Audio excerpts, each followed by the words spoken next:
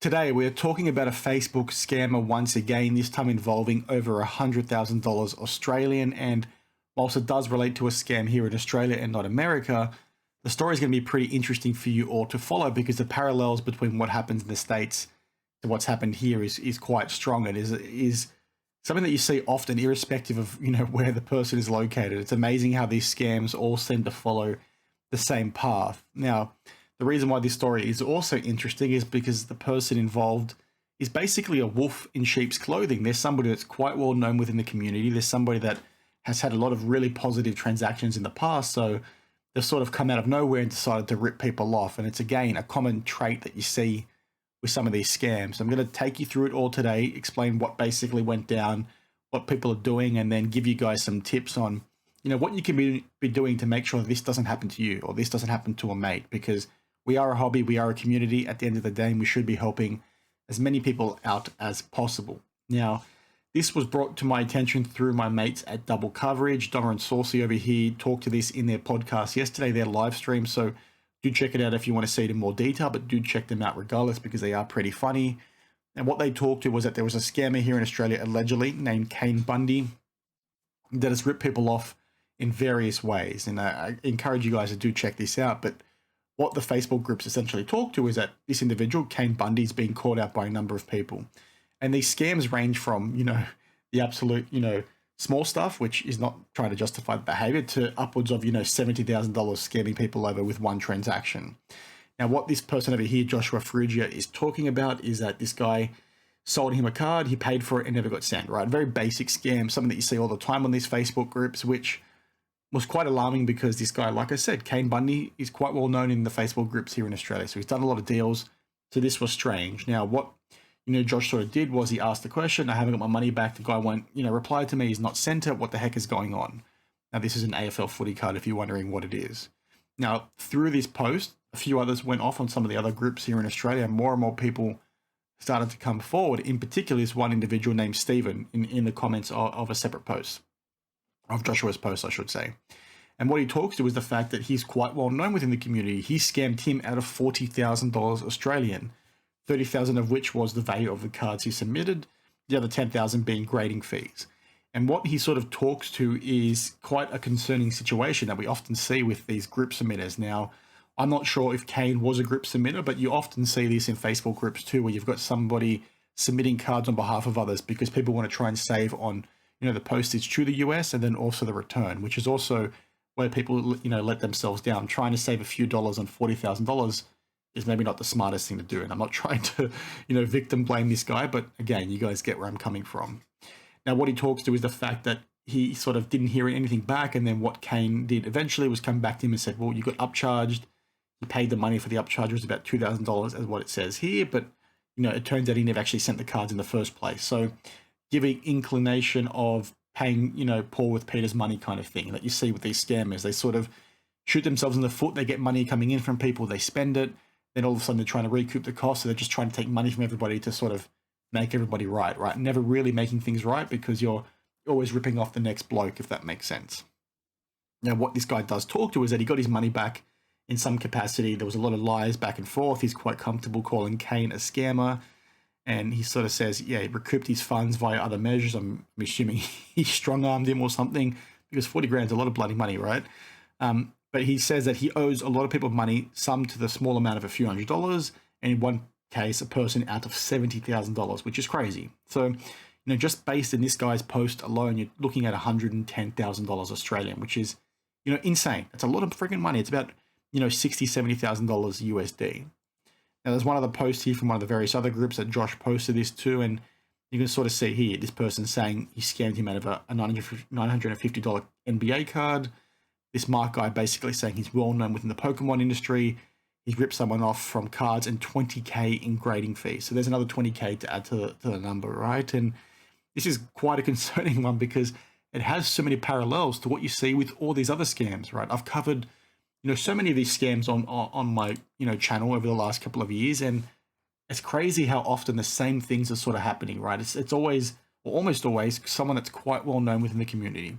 It always seems to involve grading fees. It always seems to involve not, posting cards. And then you hear stories about, paying someone else with the money you just sent him and all that kind of thing, right? It's crazy. And the reason why I want to talk about it is not to sort of, bring light to this specific situation. Whilst I want to do that, that's, obviously very important. It's to remind you guys once again, be very careful with where you're spending your money. Like I, tried to allude to a little bit earlier, you're sending somebody $30,000 worth of cards. You're paying them $10,000 in grading fees. That's a lot of fucking money, especially with how the economy is right now. You're sending them 10 grand, all to save maybe a few hundred because you don't want to pay return shipping to the US yourself. Like, I understand that, these people are trustworthy and this guy is well known, but at the end of the day, like, what do you expect to sort of happen in those situations? You don't know what that guy's like. You don't know what he's dealing with. You don't know if he's got the right business acumen to sort of be handling that kind of money. You don't know what he's got going on in his life. You don't know if he's in the middle of a divorce and his wife's trying to take him to the cleaner and all that kind of stuff. You've got no idea. So is it really worth taking the risk as opposed to going through a legitimate business directly to PSA yourself, directly to SGC yourself, directly to CGC yourself? It's just a weird one how people sort of dig their own graves when it comes to situations like that. I've been guilty of it. But it's just one of those ones that we need to be, keeping front of mind and making sure we're being smart with how we're spending our money. Especially now, like I've touched on in recent months with how the economy is going the way it has, or the way that it has for the last 18 months. Inflation is crazy. Groceries are freaking crazy all around the world. I saw a YouTube short of somebody in North America a couple of days ago, and it was like $15 USD for a loaf of bread. I think they were in a remote town, but that's, insane.